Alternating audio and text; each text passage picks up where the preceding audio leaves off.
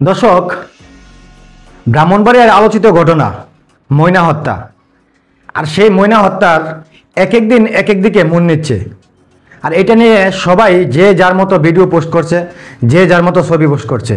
গতকাল ময়নার বাবা বলেছিল, ময়নার বাবাকে কোনো একটা ইউটিউবার কিংবা কোনো একটা সাংবাদিক প্রশ্ন করেছিল ময়নার বাবা কাকে সন্দেহ করে। তখন ময়নার বাবা বলেছিল, কি বলেছিল চলুন আরেকটু ময়নার বাবার কাছ থেকেই শুনি। এটা কোন অর্থে কথাটা বলছিলেন? এটা বলছিলাম যে বোঝাবার জন্য বলছিলাম যে আমার সন্দেহের বাইরে কেউ না। আমি সবাইকে বলছি, আমি বোঝাবার জন্য বলছিলাম আমার সন্দেহের বাইরে কেউ না। যারা আসামি এখনো শনাক্ত হয়নি, সেই জন্য সন্দেহ আমি বোঝাবার জন্য বলছি যে আমার সন্দেহের বাইরে কেউ না। কিছু শুনলেন তো?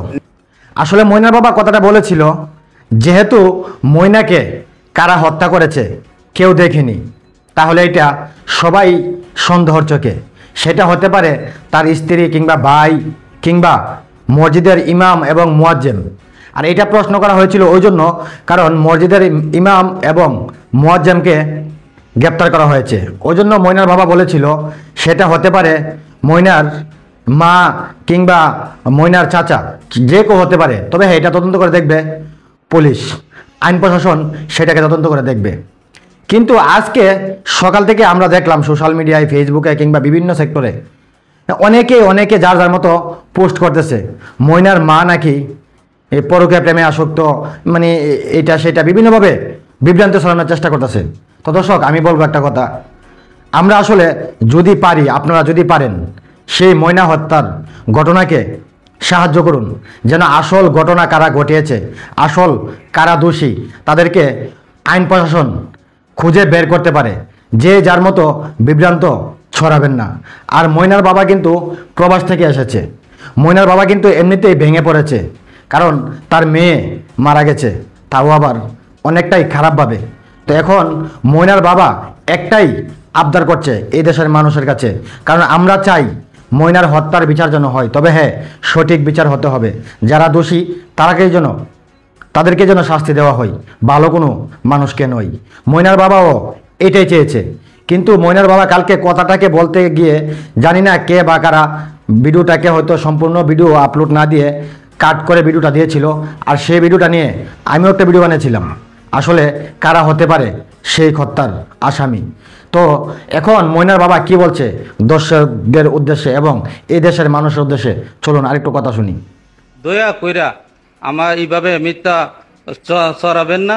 আর আমারে একটু সহযোগিতা করুন, আমি যাতে সত্যটা উদ্ঘাটন হোক এবং যারা দোষী সাব্যস্ত হয়ে তাদের সাজা হোক। আমি আপনাদের কাছে প্লিজ হাত জোর করে বলছি, আমি খুব মর্মাহত। আমি প্রবাস থেকে আছি, আমার খুব আদরের মেয়ে। আপনার প্লিজ এইভাবে বিভ্রান্ত করে আমার মনকে, আমার পরিবারকে এইভাবে এই সমাজের কাছে, দেশের কাছে আর ছোট করবেন না। দয়া। শুনলেন তো? তাই দর্শক, আমাদের ব্রাহ্মণবাড়িয়া জেলার এই ময়নার ঘটনাকে নিয়ে যে যার মতো বিভ্রান্ত ছড়াবেন না, যে যার মতো ভিডিও পোস্ট করবেন না। সবাই সহযোগিতা করুন যেন এই ময়নার হত্যার বিচার হয়, যেন ময়নার হত্যার বিচার সঠিকভাবে হয়। ভালো কোনো মানুষ যেন সেই হত্যার শাস্তি পেতে না হয়। যারা এই হত্যার সাথে জড়িত তারাই যেন শাস্তি পায়। তাহলে দর্শক, ভালো থাকুন, সুস্থ থাকুন, আর যে যার মতো বিভ্রান্ত ছড়াবেন না। কারণ ময়নার বাবা কথাটা বলেছিল কেন? ময়নার বাবা কথাটা বলেছিল ওই জন্য, যেহেতু ময়নার বাবা কিংবা কেউ দেখে নাই, জানে নাই সেই হত্যার সাথে কারা জড়িত। ওই জন্য ময়নার বাবা বলেছিল যে আমি সবাইকে এখন সন্দেহ করি, তবে বাকিটা দেখার পালা আইন প্রশাসন সেটাকে তদন্ত করে বের করে আসবে। তবে হ্যাঁ, আমরা শ্রদ্ধা করি আইন প্রশাসনকে, আমরা শ্রদ্ধা করি আমাদের দেশের আইন।